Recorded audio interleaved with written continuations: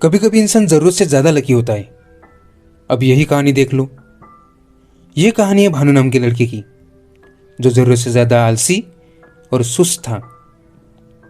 ये कहानी शुरू होती है भानु के घर से, जहां पर 4 लोग रहते थे। भानु, उसके माता पिता और उसकी बहन। भानु के माता पिता मेहनत मजदूरी का काम करते थे। उसके माता पिता, भानु छोटा था तब से कोई काम नहीं करवाते थे। यहां तक कि भानु को जो भी चीज चाहिए उसे तुरंत मिल जाती थी। भानु को कोई भी मेहनत करनी नहीं पड़ती थी। ऐसा समझ लीजिए कि उसे राजा की तरह रखा जाता था। अब समय के साथ भानु बड़ा होता गया और कोई भी काम न करने की वजह से भानु बड़ा ही आलसी हो गया था। यहां तक कि खाना खाई हुई थाली भी उठाने में आलस करता था। बस दिन भर खाना पीना और आराम करना, यही जिंदगी जीता था। हाँ, उसमें सिर्फ एक अच्छी आदत थी कि सामने वाले इंसान की बातों से ही उसे स्टेट ऑफ माइंड का पता चल जाता था कि उसके विचारों से उसका व्यक्तित्व कैसा है। धीरे धीरे समय जाता गया। अब भानु 25 साल का हो चुका है और उसका आलस का स्तर बहुत बड़ा हो चुका है। उसकी एज के लड़के की ड्यूटी और नौकरियां भी लग चुकी है।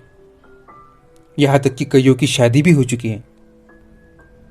भानु को सब लोग गांव में आलसी और निकट्टू कहकर चिढ़ाते थे। यहां तक कि लोग यह भी कहते थे कि इतना बड़ा होके अपने बाप के सहारे जी रहा है, ऐसा बेटा होके क्या फायदा। वैसे देखा जाए तो बात भी सही थी, लेकिन भानु करता भी क्या। बचपन से उसे कोई भी काम नहीं आता था। अब भानु के माता पिता के शरीर जवाब देने लगे।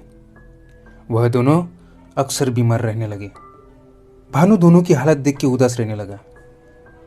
भानु ने सोचा कि मुझे दूसरा काम तो नहीं आता, लेकिन आज तक मैंने जीवन में जो भी एक्सपीरियंस किया उसे तो लिख सकता हूं ना।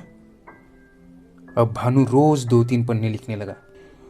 कोई भी काम न करने की वजह से भानु के घर में पूरी तरह से गरीबी आ चुकी थी। यहां तक कि अब दिन में केवल एक ही बार खाना मिलता था। 6-7 महीने के बाद भानु की पहली बुक लिख के तैयार हो गई और बुक का नाम था द मैन थिंकिंग। अब बुक को पब्लिश करने के लिए पब्लिशर चाहिए था, लेकिन भानु को एक भी पब्लिशर ना मिला। भानु के पास पब्लिशर ना होने के कारण अपने घर और जमीन को बेचना पड़ा और बुक पब्लिश करवाई, लेकिन भानु को कोई फायदा नहीं हुआ।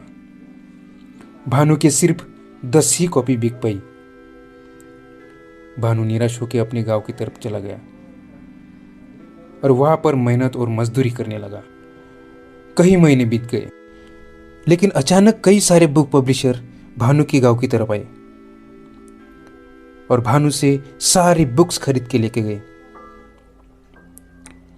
भानु को समझ में नहीं आया था कि ऐसा क्यों हुआ।